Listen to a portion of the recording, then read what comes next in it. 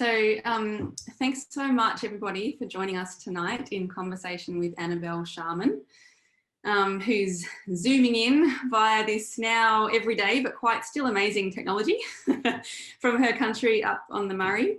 I think we're experiencing a little bit of delays tonight because I'm not sure the NBN reaches you up there, Annabelle.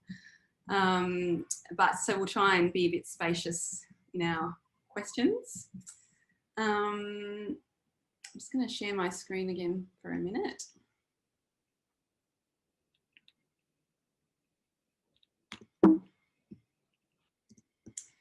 So just to introduce myself, my name is Sita Beckwith and I'm the narrative director at CERES. This is the first of 3 autumn webinars hosted by our School of Nature and Climate. You can see some of the learning areas that we offer in this slide here. These webinars were inspired by the words of Aboriginal Elder and Senior Australian of the Year, Miriam Rose Ungunmerr Baumann.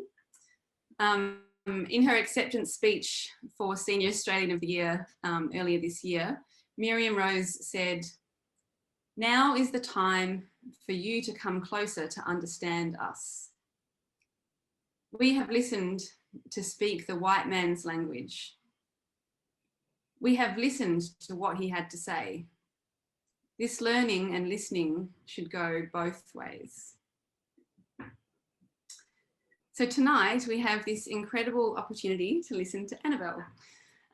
So Annabelle and I will chat for about 20 minutes to begin with, and then we'll open up the Q&A for questions for everybody that's joining us a bit later on. So Annabelle Sharman is a proud Mutti Mutti woman who honours her ancestral cultural heritage, knowledge and wisdom. Annabelle is a healer, social worker, certified holistic counsellor, life coach and writer with an extensive career in mental health, trauma and recovery. She's a passionate humanitarian with a dreaming to heal Australia. Thanks for being with us here tonight, Annabelle. Thanks very much for inviting me. I feel very honoured to be a part of this platform and sharing story and conversation. So yeah, I'm excited and not nervous, but just ready for a good yarn. Great. I wonder, Annabelle, to begin with, I think it's quite hard for people to be present in this sort of strange new online world that we're on. So I wondered if you had something you could share that might help us arrive and be present and just really sort of start to listen in the right way for this next short time. Yeah, I better put my glasses back on. Yeah, I have, I'll, if you don't mind, I will just say a few things. So my practice, my healing practice is Yuma. So this symbolises in oneness we dance together to the rhythm of the gentle breath. Together we stoke the fire energy of our ancestors as we reconnect back into our bodies and back into our spiritual soundness. When all the elements combine, it is a perfect balance of all there is. And with this balance, it is oneness. It is harmony, and in this, not forgetting the human element, our human spirit, the thread that alchemizes all the elements to share in nature's beauty.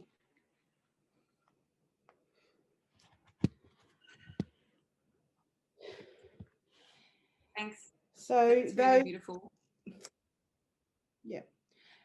So that's sort of the grounding that I walk with every day in my work that I do, my healing work and my story. Yeah, and it just brings me back home and reminds me to that the ancestors are with me and they're with all of us. So I'll also honour everyone who's present, you know, all of our ancestors as well, you know, that are always watching over us and that have joined us all together to connect here tonight. I wondered if you could share a little bit just about your own story and how you have been guided into this healing work that you're doing. Wow, it's been such a big journey.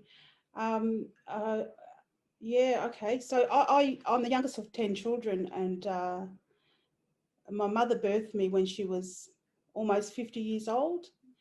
And I was one of the first children born after the family was moved off the Munatunga mission here at Robinvale.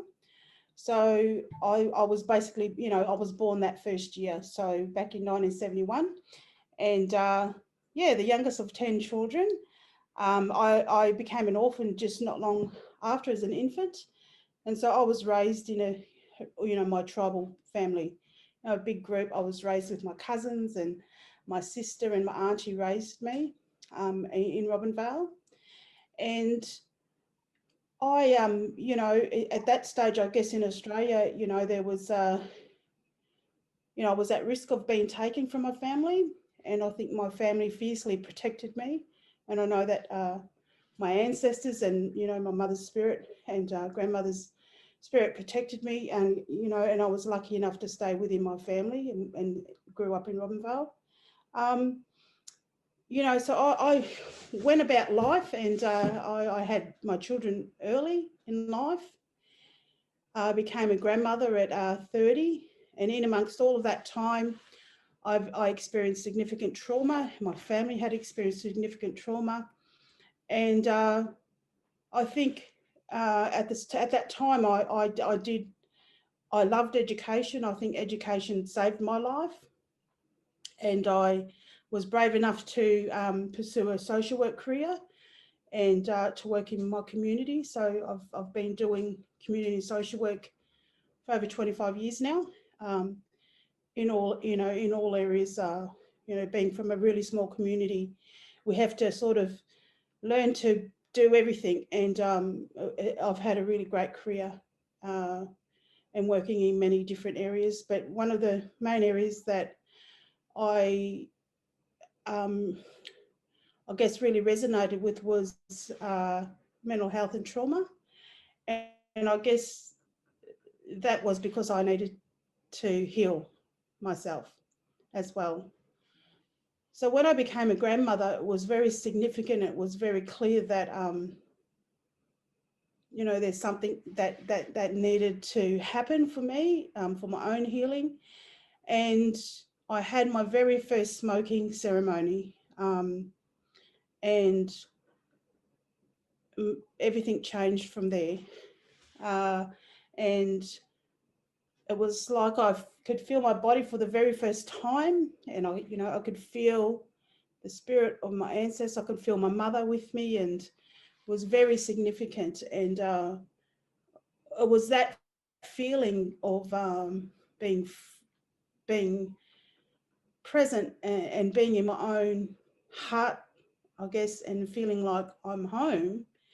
That I wondered, how could I, and just, the energetics of that, and feeling the energy of that. I sort of wondered how I could share that with other people. So I commenced, I sort of started learning more about energy and other different natural healing practices, and started thinking about how I could, share and heal my community and my people, and just be a part of the healing of this country in Australia. Because it was very significant. And I think until you really have some of that, you experience something like that, it's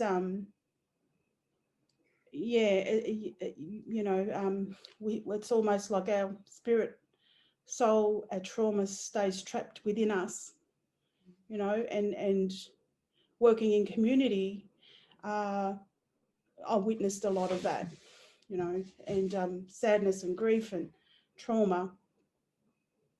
It was very significant in my community, and especially around, mental health and youth suicide, really changed direction for me, and within my workspace and healing space. so yeah, and you know, from that, many different things developed and were created along the way,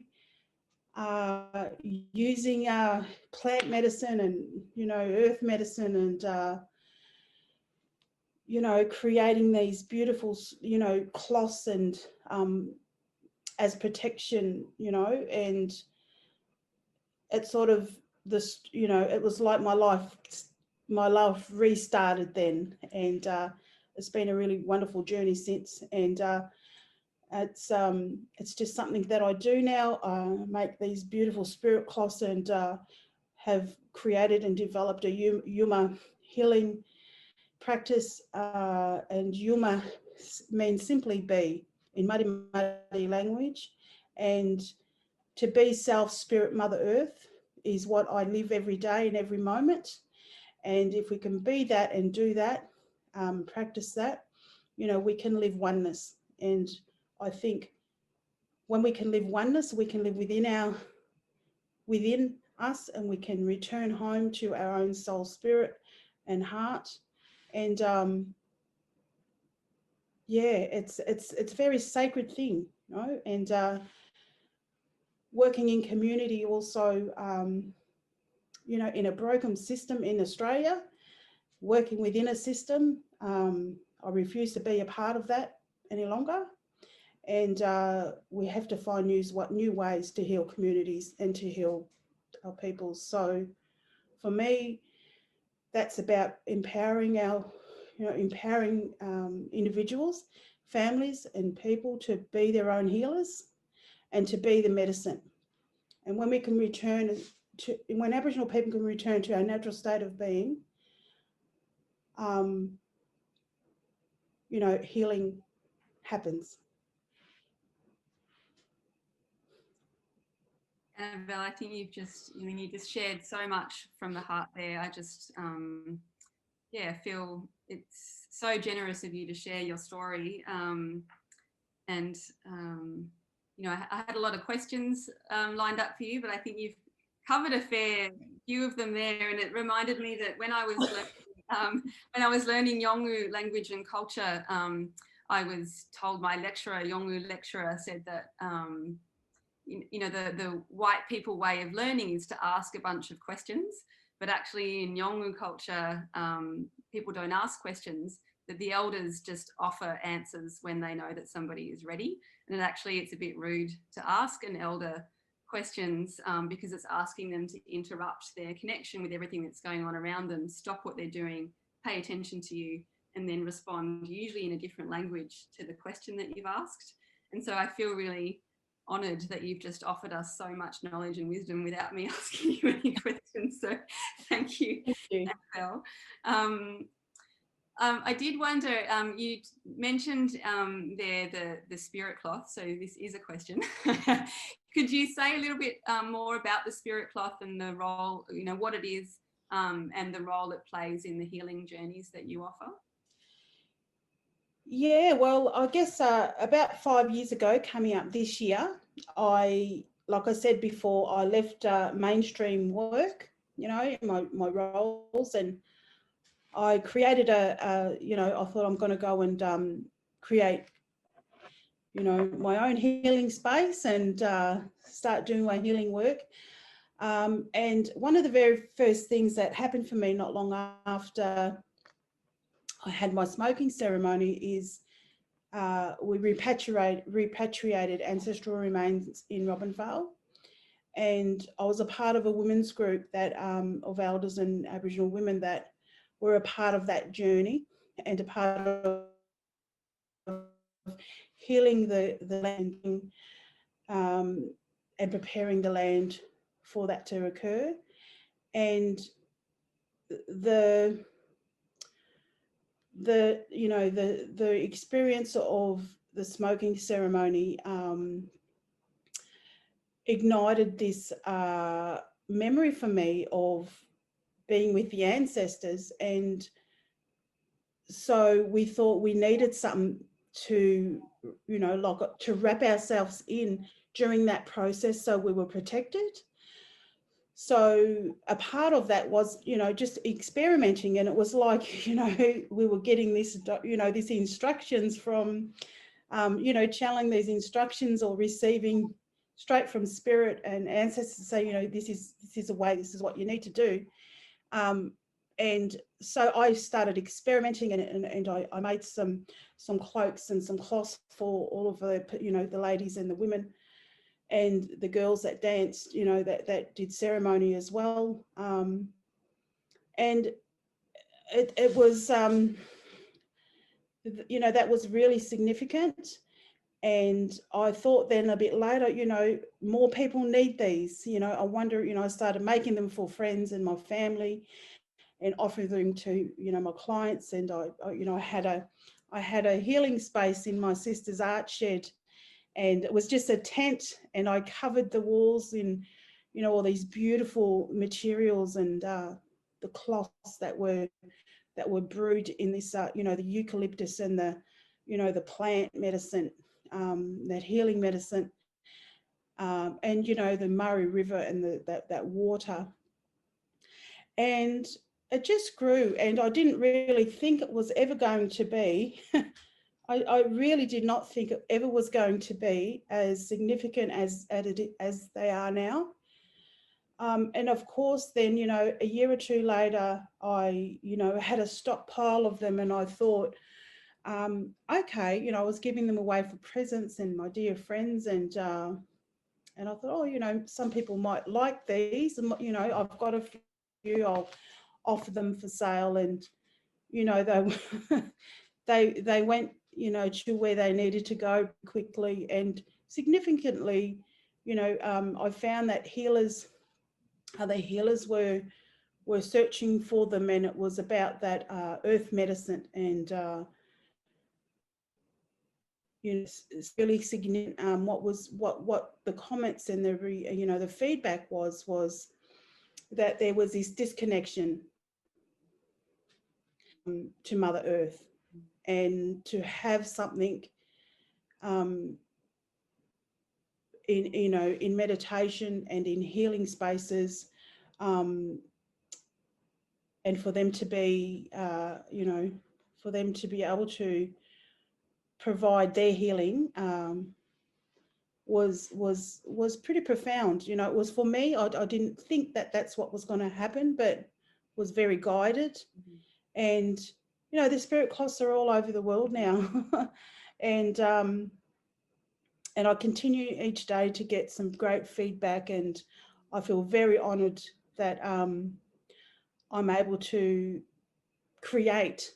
You know, they're created along the Murray River under the full moon every month, and it's a you know, it's a process, and I haven't made any since Christmas, and I, you know, am really missing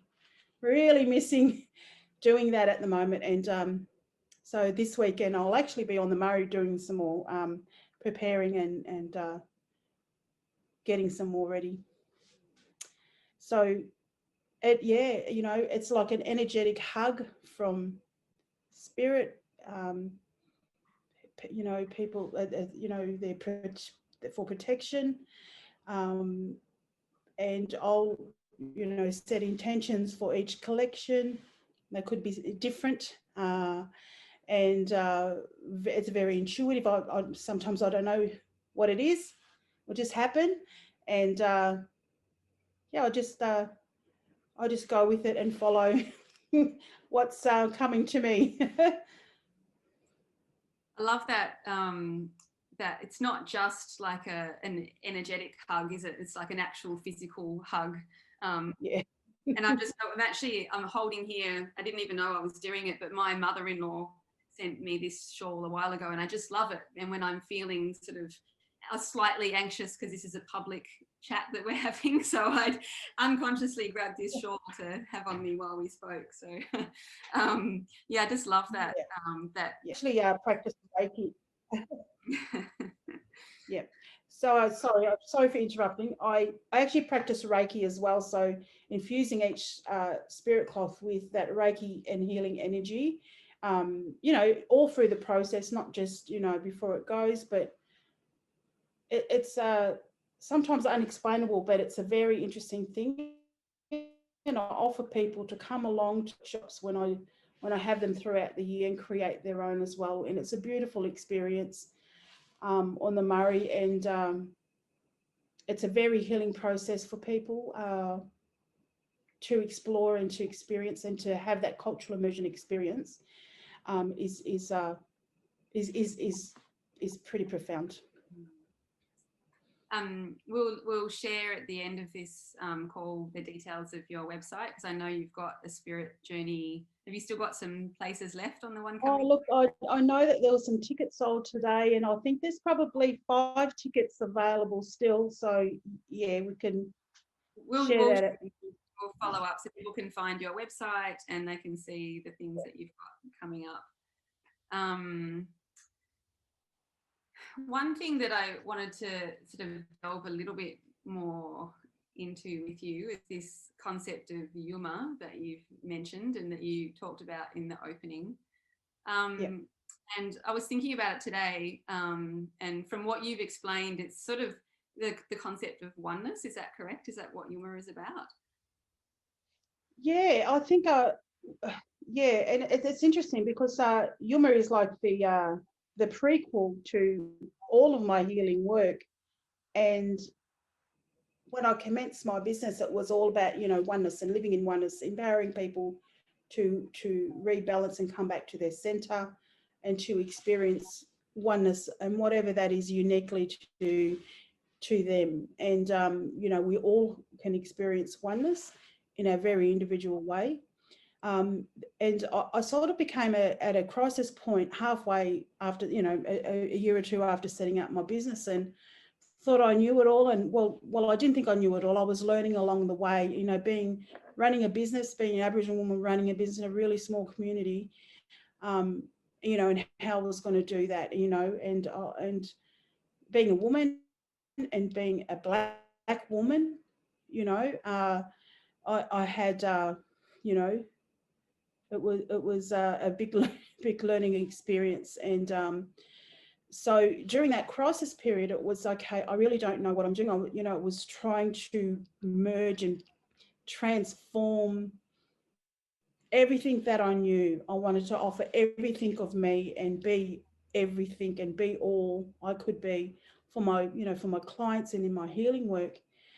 And it was really clear at that stage, the word Yuma, I didn't understand, and it wasn't a part of me at that stage. And I had this, it's really significant. I might cry when I say this, but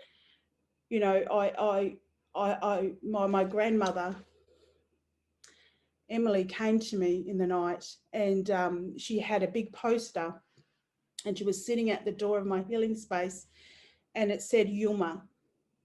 Because I'm asking spirit, what is it? I'm not quite working. I don't really know what I'm doing. How can I bring all this together? What is my offering? How can I, heal and have impact in the world and, people's hearts and minds and in my community? And so, this dream was really significant, and I realized the word meant be. And it's simple. And the simplicity of being in stillness and being self. And when I say being self, that means, coming into ourselves. We spend most of our life searching outside of ourselves for all of those things that we search for around love and, peace and, external things, and we forget to really come home to ourselves. So being self and practicing being self, being spirit and Mother Earth. And when I say Mother Earth, it's about connection. It's about being connected. And, Mother Earth has lots of medicine that we sometimes ignore, and it's you know, that was like the formula, this word. My grandmother, who I'd been home on country, and she was born at the station in Balranald, and I'd been there a few weeks before on a riding retreat, and I felt her presence with me every step of the way. I could feel her, and I'd never felt that before. And then she obviously guided me, and this word Yuma is now a big part of me. And it simply is, you know, to be Yuma is to be oneness.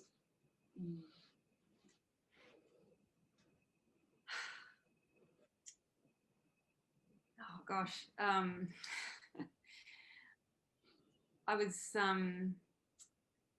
was thinking today about oneness, and you know how I was going to ask you about it, because it's kind of a difficult concept to get your head around, I think, sometimes. And I was thinking about how, you know, at CERES, we have this vision that we say, which is we want everyone to fall in love with the earth again. And the reason we say it, I think, is that we have this desire to repair the relationships with the earth and each other at like a really deep level. We sort of want to go to the root cause of the kind of climate, ecological intersecting crises that we're in.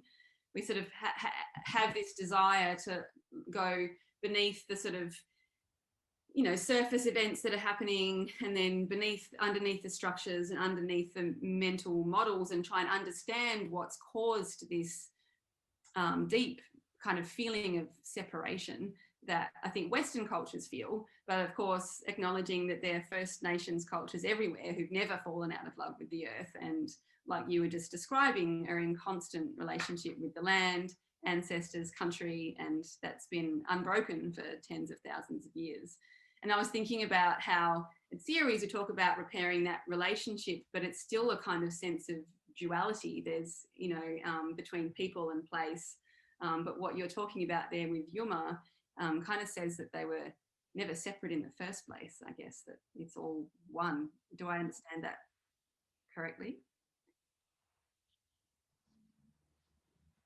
Yeah, and I think for how I would respond to that is, you know, I have learnt myself, because I have spent half of my life being disconnected, you know, and you know, being really disconnected from myself, you know, due to trauma, but also, you know, culturally and spiritually as well.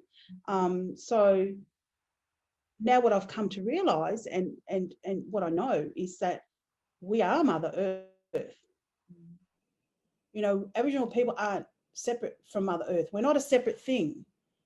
You know, we are Mother Earth. And I think modern society thinks, well, what can Mother Earth do for us? You know, and it is like, how can Mother Earth serve us?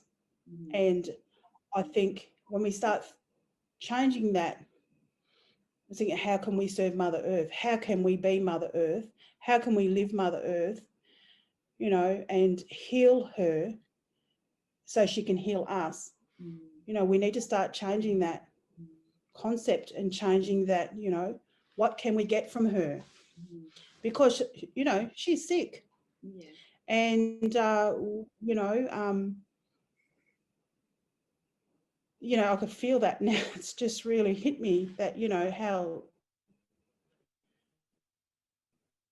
you know, the destruction of that's taking place. And yeah, I choose to be her, and I'm a part of her, and I have been reminded that I, you know, in everything that I do, and it's just a way of being, you know, and I think if I can share that with the world, and in a way that is, you know, in a healing way, then, you know, I have served my purpose in this lifetime.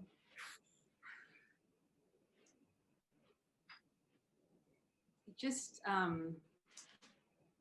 think what you're offering here feels to me kind of it feels so generous. It's like it's this offering of your knowledge just in this short time now. I just feel like it feels hard to accept, you know, keeping in mind like the centuries of oppression and colonisation of Aboriginal and Torres Strait Islander people, that you are now offering this kind of reminder, connection. I don't know, it feels like, I find it hard to accept. So I wonder if there's ways that you think that people in Western culture, people here in Melbourne on this call, can kind of take steps towards accepting what it is that you're offering.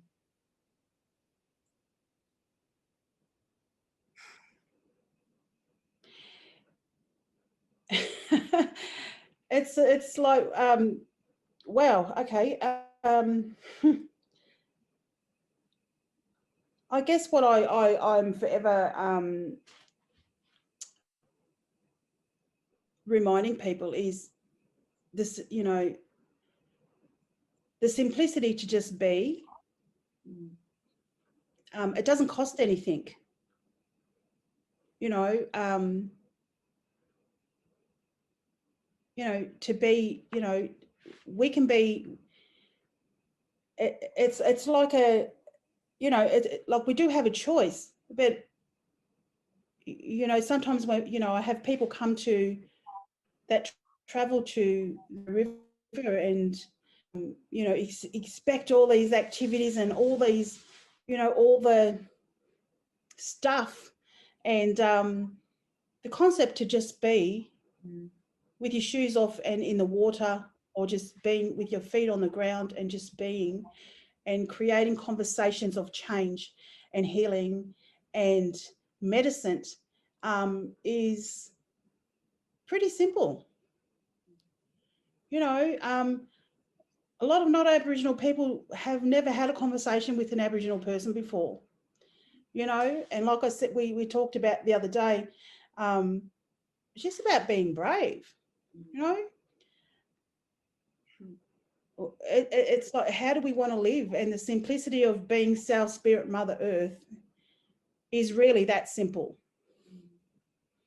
You know, have a conversation with an Aboriginal person, learn about the culture of this country and the you know, the beautiful history and knowledge and wisdom of our ancestors. You know, take the time to learn that.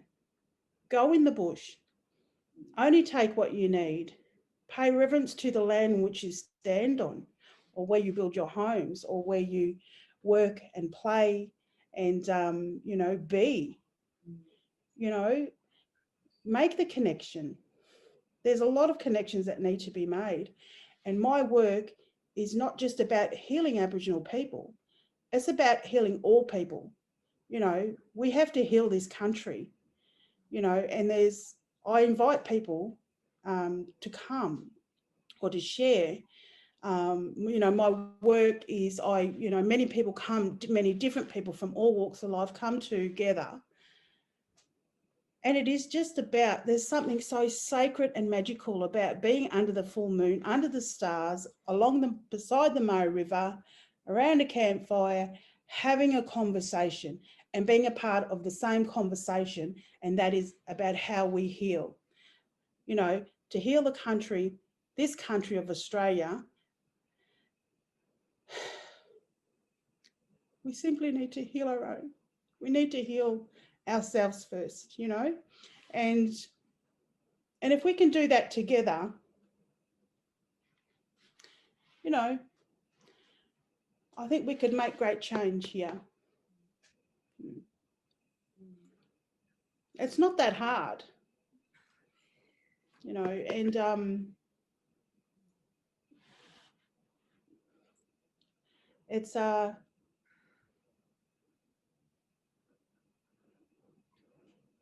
just take the step, be brave.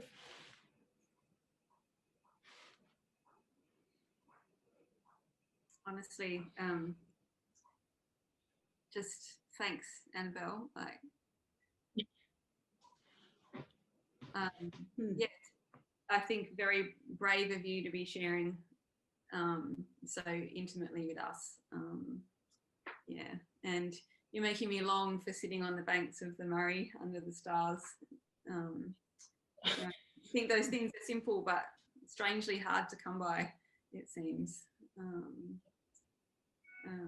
Yeah.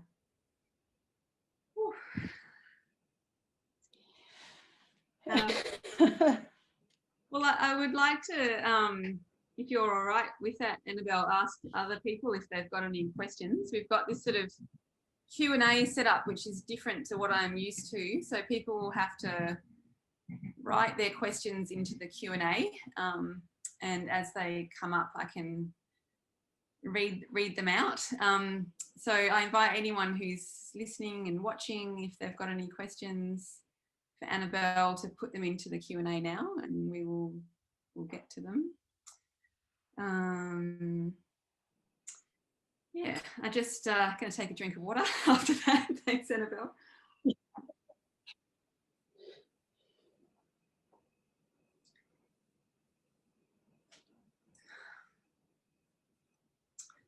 Some questions are coming in. I'll start with an easy one. Jan wants to know if that is a spirit cloth behind you, Annabelle. Yes, it is, and I made this at Easter time. It was my my spirit cloth for this year. It's made with ochre and bark, and it's I generally make one each year. To this spirit cloth signifies change and release for me, and just transformation, and it's very special. I had it wrapped around me earlier, and I thought, no, I need to feel the energy of it behind me for tonight. Yeah, so it is one. Thank you for asking.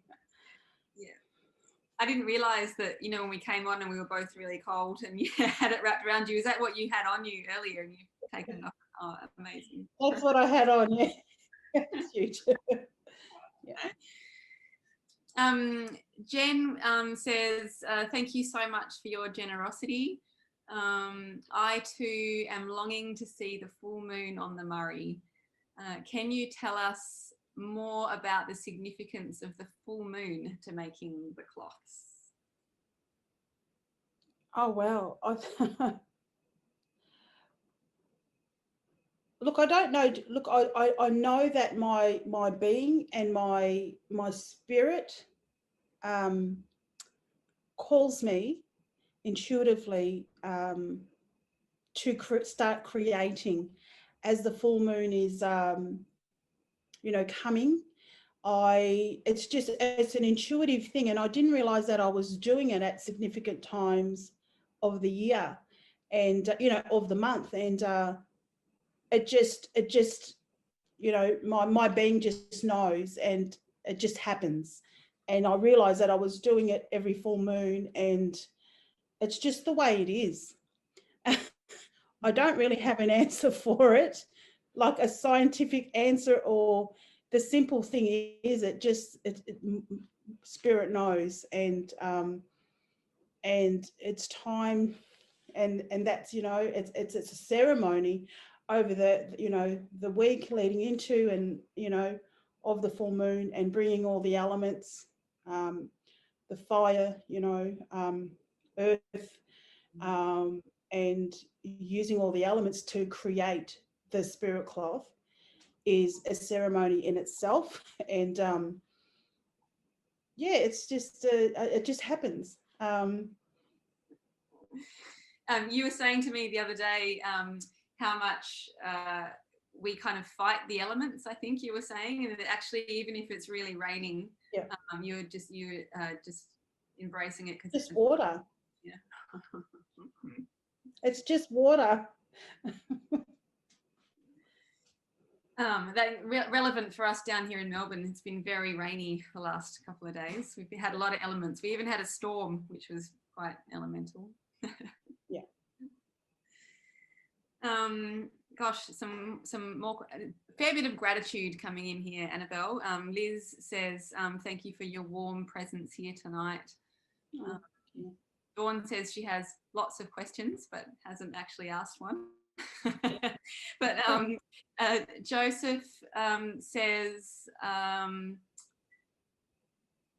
wondering, this is a tricky one, but see how we go. I'm wondering what you suggest for white or Western people who may be seemingly hopelessly separated from our spirit, country and ancestry, and how we might connect more deeply with spirit, ancestry and country here. Now you've got me crying too, Annabelle.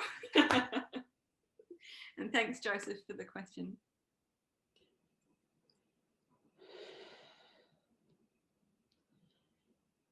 You know, I think connection can mean different things to many people, and I think maybe what I'm feeling is a part of that question is about being welcome onto country, in the land where you are. I'm just getting the sense of that's probably part of that question, maybe. And it is, connection and being a part of the land and being welcome onto the land is all part of the journey, and it is like what I said, learn about the country in which you stand on, learn who the traditional owners are, be brave, have conversations, go on a journey, have a cultural immersion experience wherever you are. I've done some pretty significant healings with people who have migrated to this country where they've never felt that they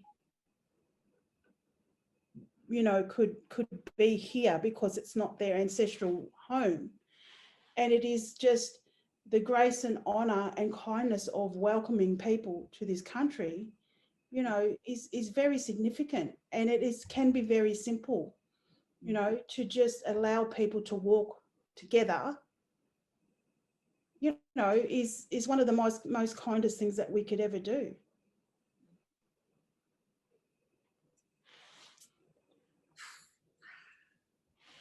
I feel like, that kind of walking together and feeling connected to place is sometimes easier when you're in nature, I think. I wonder if you, and this sort of ties into a couple of questions that people have, which is, do you have any suggestions for how people can do that when they're in the city? Look, there's many different events. There's many, there's always events. Reconciliation is, Week in Australia is coming up at the end of May. So, find out what's happening. Learn more, learn and go to an event, go somewhere. Melbourne is very significant. There's lots of events that happen, cultural events that happen throughout the year. Go along and experience something. There's great events the traditional owners offer. There's a Koori Heritage Trust. Go and visit the museum at Melbourne Museum, the Banjalaka Museum.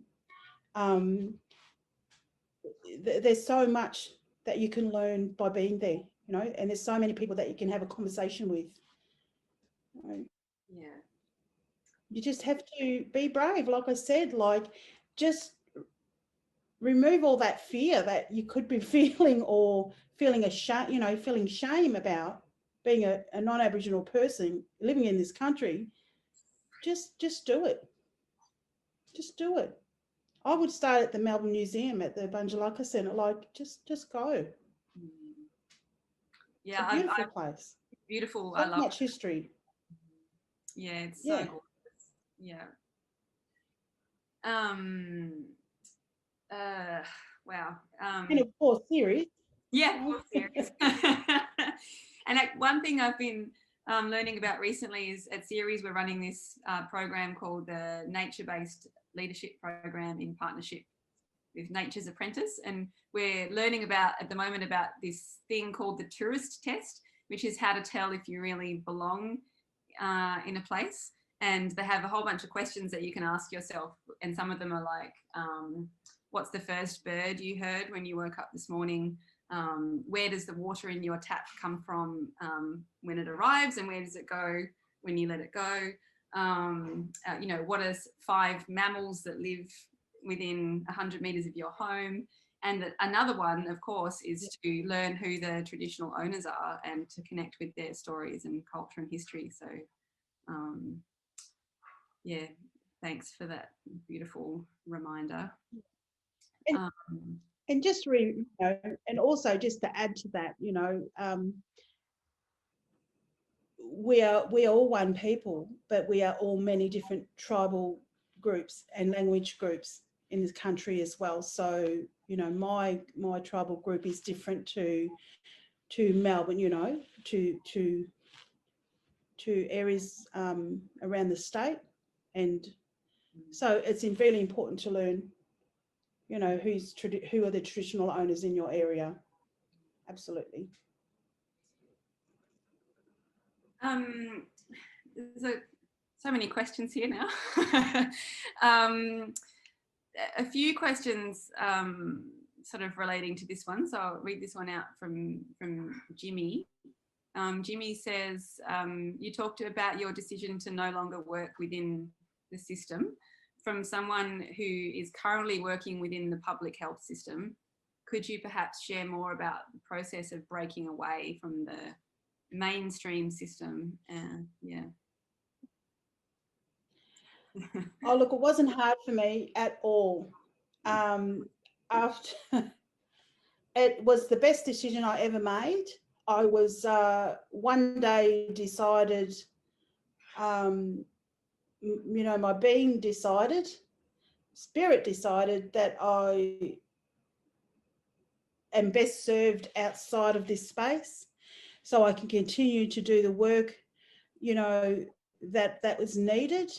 Because you know, within the system, you know, I'm talking 5 or 6, 7 years ago, this whole concept of healing is so different to a medical model of health, you know, or working within the system, you know. And it's only now this year and last year that, you know, I have, you know, the system find me and say, oh, you know, they're using terms of, oh, healing, or using a different way of healing. And so things are slightly changing. But like I said, for me, it was very simple. I was gone because it was no longer serving me or my health. And what I wanted to share and offer, I was best served outside of that system, and to have the freedom, the peace, the health, and control to be able to do that, and to create something really special and pay it forward, that everything that I've learnt, you know, yeah, you know, a part of me felt just trapped being, you know, and just being an Aboriginal person, it was like, you know, we're being controlled again by a system. Even though we're working for a system, we're still, you know, still this sense of power and control that I no longer will tolerate and no longer be a part of. And I work 100% in my business as of, you know, July 2020, in the middle of lockdown, in the middle of COVID pandemic. And it is truly, truly so amazing to be able to say that and share that now. I think brave has been the, you know, the word of the night. It is just about being brave, and trusting what you will do will always make a difference. So I think another, you know, in this talk of healing, you know, it's healing from trauma, and I wonder, you know, I think First Nations people in this country have experienced such terrible trauma, and there's a few questions in here around how we can be allies, better allies to First Nations people who have experienced trauma and grief and pain, and how can we best support our Indigenous communities to heal.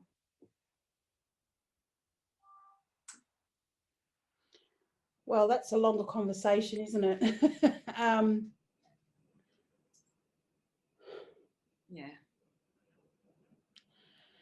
It can open up so many different conversations. I actually don't know where to start with that one. I mean, maybe you touched on it a little bit earlier, which is around, starting where we are, connecting with our own place and understanding the histories and just educating ourselves. And I don't know, I don't want to answer for you, but I feel like you have sort of touched on this a bit. Yeah. And I mean, and not to pay any disrespect to, the trauma of Aboriginal people in this country, it is around, everyone has had their own journey, and as a people, we have had the journey of, if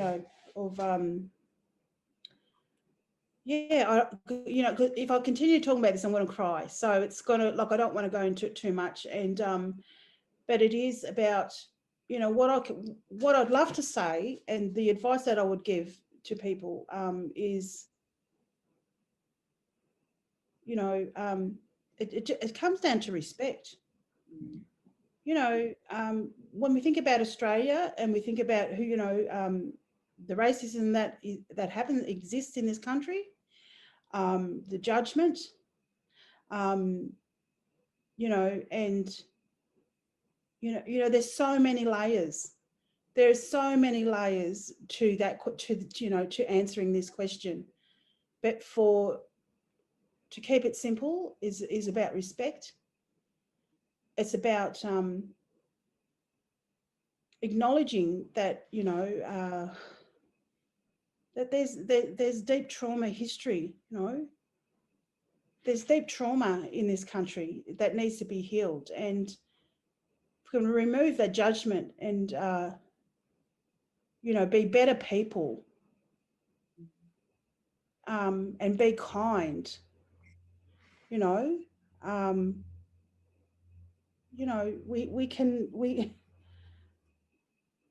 can save someone's life by being kind,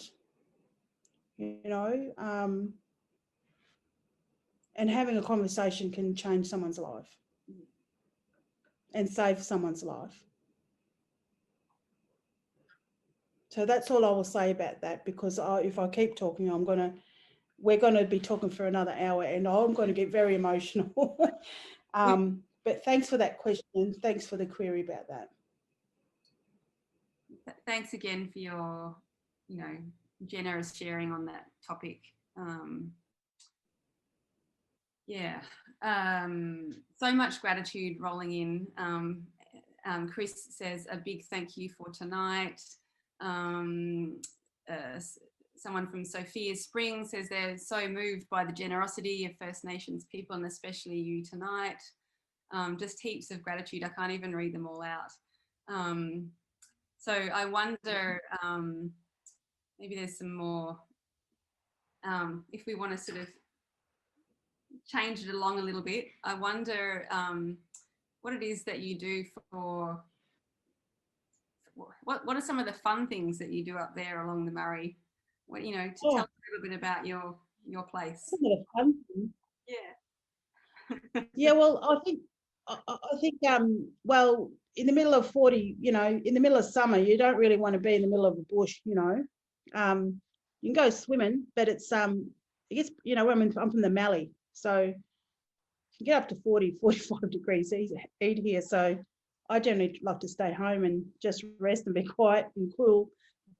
But I think for me, my part of my my process, about reconnecting and creation starts around autumn. For me, there's something very significant about lighting that fire, that very first campfire, in autumn. And that generally happens for me at Easter time and my family camp, which we camp.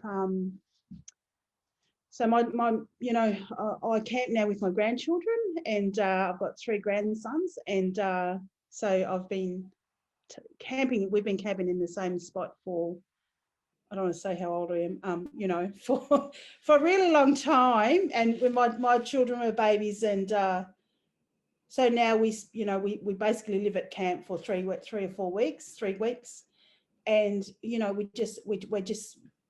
just am there. And a lot of creation happens, a lot of story happens. So I spent some of my time during that process recently completing a book proposal. So I wrote from camp, made some spirit cloths, and done some experimenting, and fish, the Murray cod.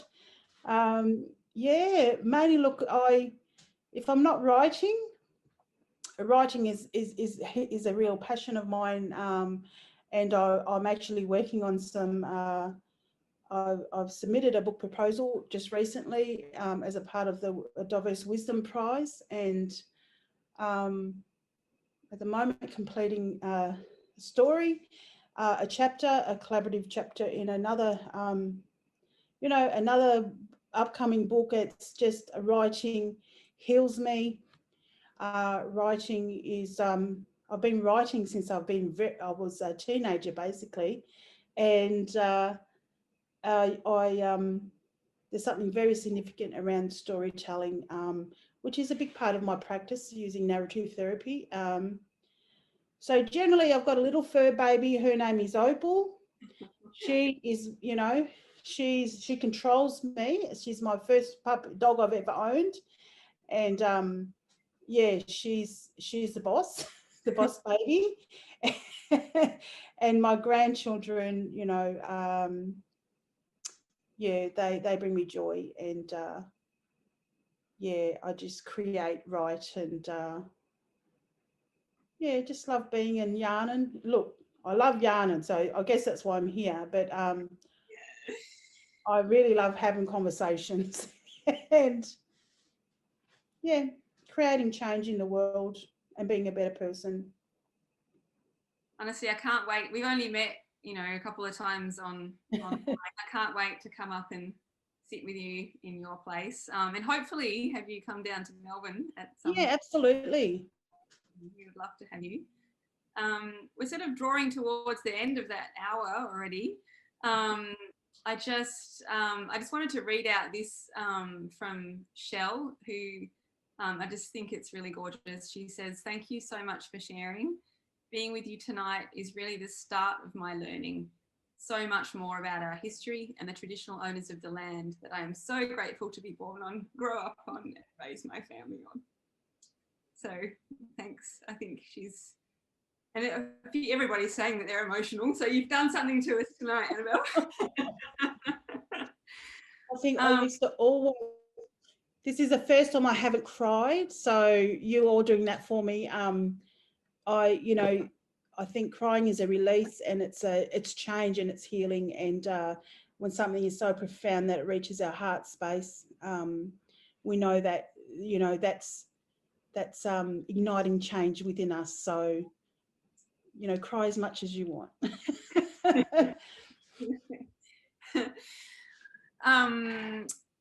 I think it might be a good place to sort of finish there, crying as much as we want. Yep. Honestly, Annabelle, that was just a whole journey. I think I myself am going to go back and listen to the recording. There's so much in it. I guess is there anything that sort of, I don't know, present for you right in this moment that you would like to share as a final sort of, anything that's present for you right now that you would like to share as a final moment from you? Oh, look, I feel really centered, and I feel really whole, and I feel really at peace with this conversation, this experience. I feel really honoured to be a part of, people's experience, and yeah, I guess if you need me, I'm always here. You'll find me if you want to find me, and yeah, just keep the conversations going. Like, everyone's going to feel something and will want to continue the conversation, and continue the conversation.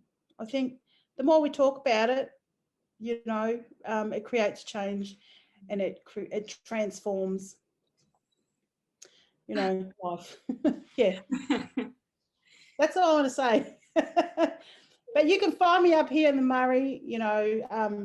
I think you'll put my website up, and yeah, I seem to, yeah, you'll find me. I'll email everybody after tonight with your website and any other links that you want to share with us. You've got your upcoming Spirit Cloth gathering, which is on the 22nd to the 23rd of May with you up on the Murray. Yep. And if people are keen now, if they just Google Annabelle Sharman, they will find your website and get heaps of info from there. And probably on Instagram's, the link is on Instagram at Live in Oneness. And there's a link there for the tickets. And there's not many left, so if you are interested in getting quick, and you'll actually experience a day at Mungo National Park, which is so significant in itself. Is that where Mungo Man? Is that? Yes. Yeah, and Mungo Woman is it? Yeah. So day 2. So it's a 2-day experience. It's actually celebration anniversary of my 5-year my business journey and healing journey. So it'll be a special celebration, special experience. There's some other great presenters that will be available during that weekend as well, presenting, and and then we'll be having a tour and a day at Mungo, where you will take your spirit cloths with you that you create. It's going to be amazing. Sounds amazing. If you need to be here, there are some tickets available. So, and I think our lovely ghost to welcome you. Yeah. Sorry. I think our lovely ghost host Maria has popped your website into the chat for everybody, so they can not miss out. But we'll, like I said, send a follow-up email. So I just wanted to say huge thanks to you, Annabelle. That was so great. Just beautiful, beautiful sharing. I'm so, honoured that you would give us your time and share so openly with us. Thank you. I'm very deeply honoured. So thank you. And thanks, of course, to everybody that came along and listened. And also, I want to say shout out to Sophie and Maria from the CERES team who've been helping out in the background. And let's keep these conversations going. Thank you, Annabelle. Awesome. Thank you. All right. Bye. Bye.